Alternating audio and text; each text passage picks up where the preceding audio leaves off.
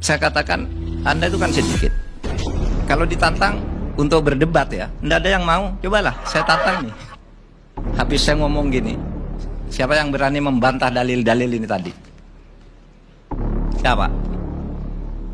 Paling besok bikin medsos dengan cara kampungan, lalu memfitnah Mahfud anti-Islam gitu.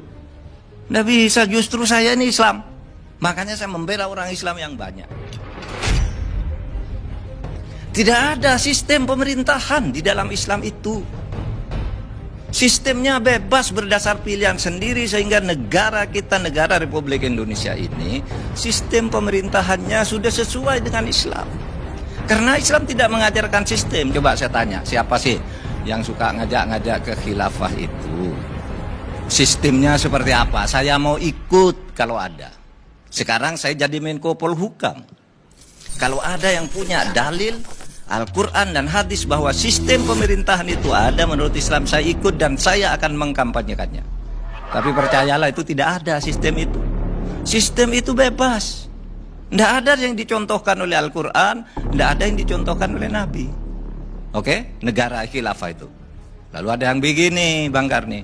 Ada Pak Mahfud, Nabi itu kan mendirikan negara juga. Itu contohnya. Tidak bisa kita mendirikan negara seperti Nabi. Tidak bisa. Karena sekarang tidak ada Nabi lagi. Coba, Nabi itu mempunyai 3 kekuasaan. Legislatif, eksekutif, yudikatif itu ada di tangan Nabi. Nabi yang membuat hukum karena dia mendapat wahyu dari Allah. Kalau sekarang siapa membuat hukum? Tidak ada Nabi. Ya kan? Tidak ada lembaga yudikatif zaman Nabi. Tidak ada pemilu di zaman Nabi. Tidak ada menteri di zaman Nabi. Nabi pegang legislatif, eksekutif, yudikatif.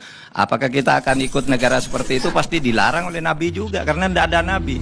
Maka cara membuat hukum itu di zaman sesudah tidak ada Nabi, macam-macam. Ada yang pakai Darun Nadwa, Dewan Perwakilan Rakyat seperti kita, seperti Mesir, Maroko. Ada yang pakai Darul Ifta. Darul Ifta itu artinya fatwa ulama. Ada yang pakai pemilu pemerintahnya, ada yang sistem presidensial, ada sistem parlementer. Beda-beda dan itu benar semua. Tidak yang salah. Oleh sebab itu jangan nyalah-nyalahkan bahwa wah, yang di Indonesia itu kafir, tidak ikut, saya tidak bisa.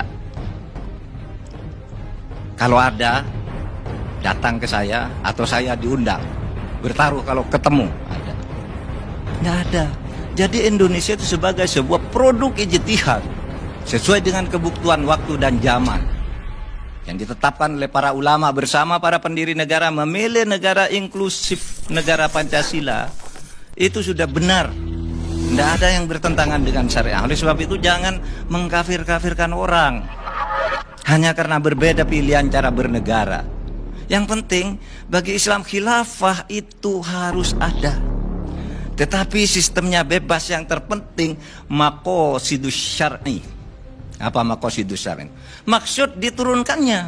Ajaran tentang khilafah itu apa? Membangun keadilan, kemaslahatan umat, memilih pemimpin yang jujur, menegakkan hukum. Nah, itulah maksudnya. Bukan lalu sistemnya harus ini, harus. Tidak ada itu. Kalau ada saya mau ikut, karena saya orang Islam, wajib kalau memang ada menurut Soekarno.